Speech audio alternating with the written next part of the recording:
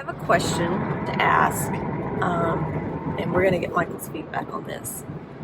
If you were to start a new eBay store today, knowing what you know that you've learned over the past 9 months, would you choose the same niche?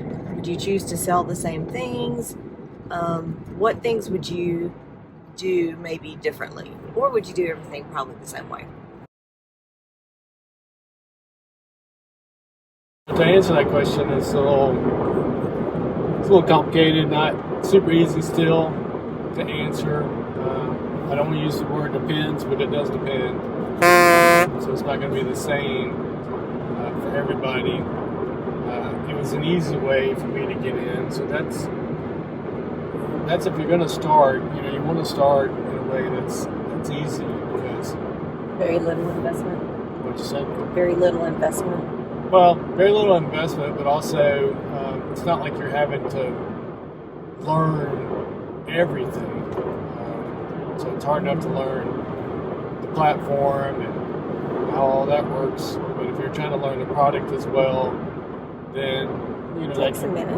It takes a minute. You can give up too soon. So getting the shirts is how I kind of started.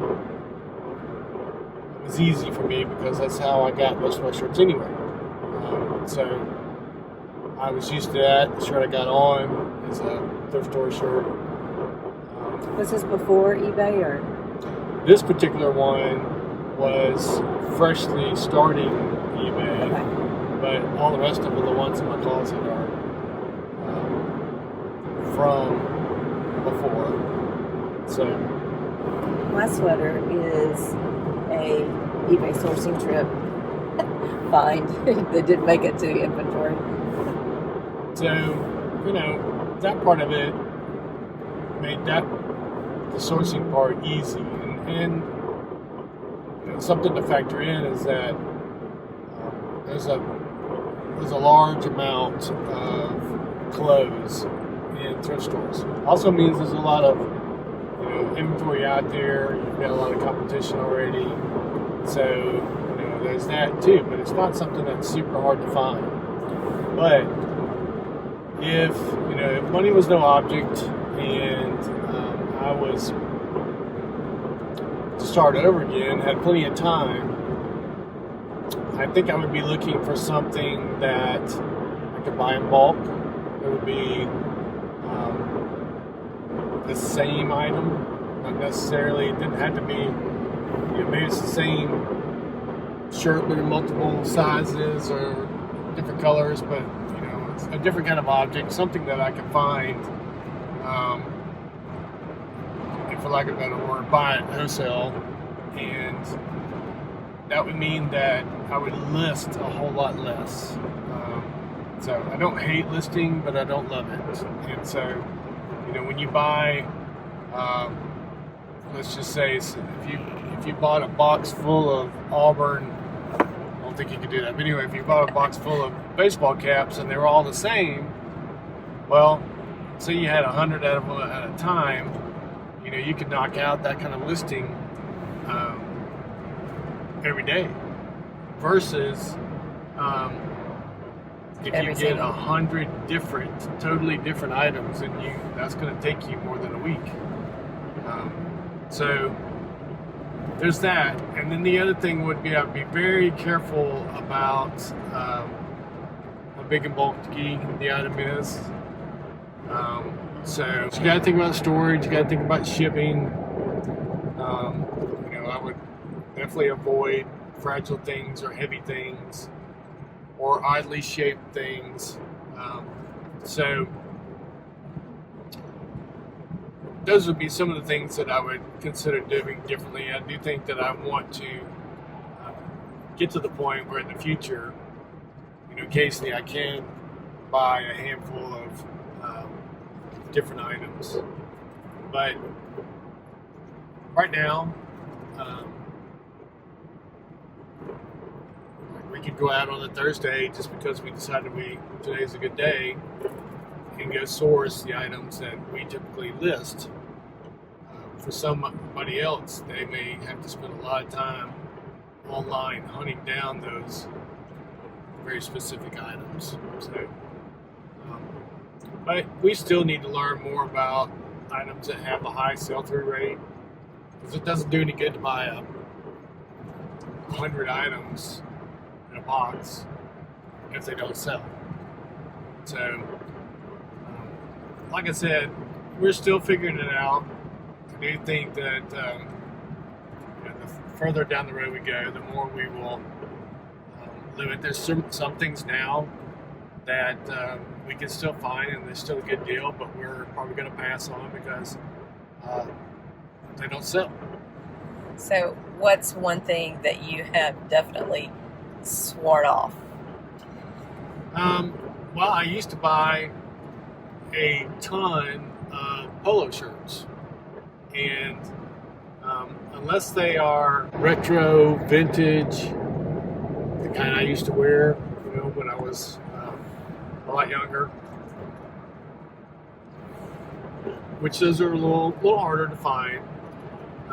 They probably need to be more of a newer style, a little more performance, and that's going to be a moving target. The brands that are actually high quality brands, I know the quality.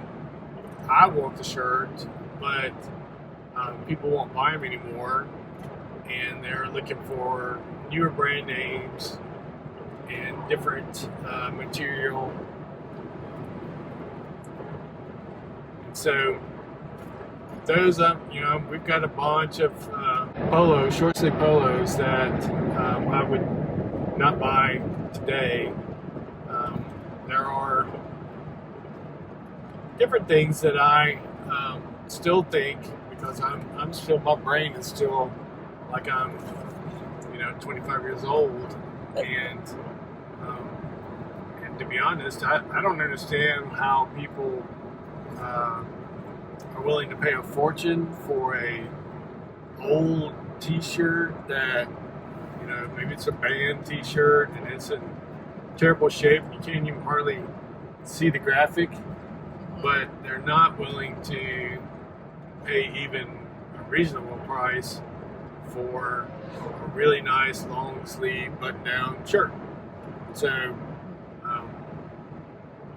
it's a moving target, but I don't know that I have it in me to learn about band t-shirts. Even though unless know the it's bands, 80s or 90s. Yeah, I mean, I know those and can sing the songs, but still, there's a lot of stuff that we have purchased that you spend the same amount of time doing a listing on a bad item as you do a good one, and so even like today, being an example, what we're going out today. Today is not Dollar Day, so because it's not Dollar Day, we're not going to just be tempted by things that are just $1, and we're not going to get a bunch of things, and so we're a little more selective when we go out, like on a Thursday or something like that. And that's a good thing. Some of those things we bought and sold within days or weeks, but I still got those polo shirts that I got for $1. Pulling some of those and bundling them, or shifting them to an auction or something like that. We've done Whatnot before. We don't really need the stress right now of doing multiple platforms. Although it was fun. We did enjoy it. It was fun, but I think if you're going to do Whatnot, you need to do Whatnot. Yeah, and you also need to have a following. You do. So first of all, you got to build that following, and that's a whole another discussion for a different time. But there's a lot of people that are shifting just to Whatnot because they don't have to do any listings. And I was all for let me go sourcing, and then I'll stand up there and ramble on and talk about all the different things on camera. And we sold stuff. Didn't make any money, but I mean, we sold some stuff. So, but it's just like everything else. You have to be consistent And if you just do it every now and again, you're not going to build an audience. So definitely, if I was starting over again, I would pick a very attainable goal for what we would do daily, and we would be consistent from day one. And irregardless of what you're trying to do, that makes a huge difference. How many listings would you say we started off with initially? Well, it was random because I didn't know that you needed to do the same amount on a regular basis, and so it was me figuring out how to list something. Sometimes I would only do a couple, and sometimes I would do several, and then some days I wouldn't do any. And so that doesn't work with, eBay or anything else that you're trying to do. You have to keep showing up, and so I think that was before we really were getting into the YouTube community and starting to follow other people and what they were doing.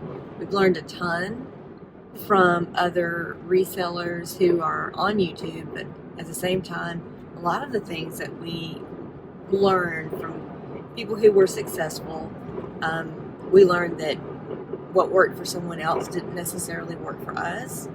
So we had some of the experts say, these are the things to pick up, or these are the things that you should not pick up.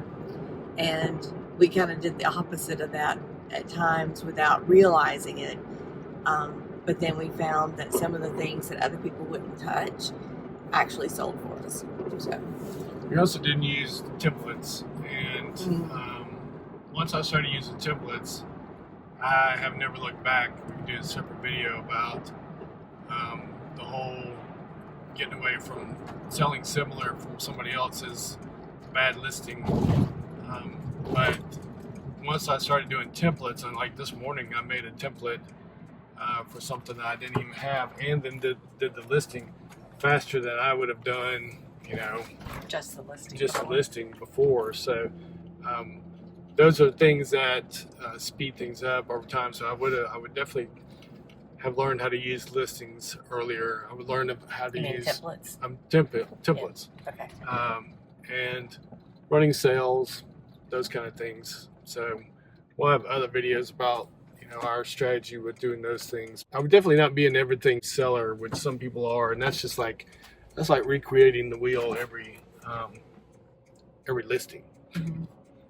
Which I think for some people that could work really well because maybe they enjoy the hunt and they enjoy the research of looking up an item to find out what it is, especially if it's a vintage item. Find out what it is and what it's worth. So, it depends on what your goals are. Just wouldn't work for us. I think we like to repeat so that we can put energies into learning other things. I do say that, I would get bored if all I did was list the same exact item over and over and over again. So I'm not saying that's where I want to go. I'm just saying I want some of this to be a little more consistent and easier so that we can do other things that we want to do. So anyway, we're at the store. Here we go. Catch you guys on the next one. Hope we get a banger.